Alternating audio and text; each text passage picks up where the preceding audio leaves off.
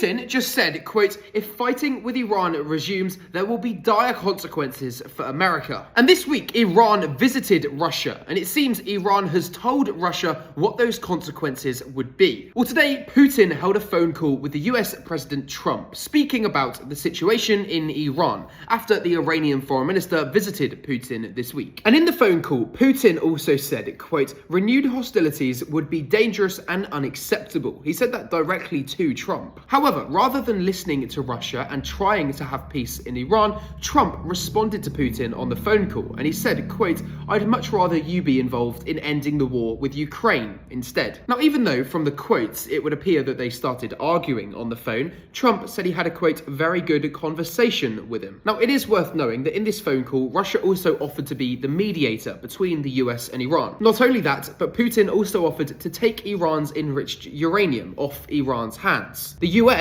doesn't want Iran to have any enriched uranium, as it's used to make nuclear weapons. However, Iran doesn't want to give it up to their enemy because of how important it is and how much money it's worth. However, Iran has signaled that they'd be happy to give it to Russia, and so Russia has told the US today that they're happy to take it. Trump was asked about that by reporters, and he said, quote, "If he can help us get it, then yes." So maybe the conversation was productive. However, the main point is that Russia directly warned the US not to restart the war in Iran. Putin said there'll be dire consequences if the US does that, and it's likely that the Iranian foreign minister could have told Putin when he was visiting what those consequences would be. That's really quite a big deal. However, it seems the US is more interested in going back to war. And so if they do, as usual, I'm going to be the first one to tell you everything that you need to know. So leave me a follow for the best global news that you won't get anywhere else.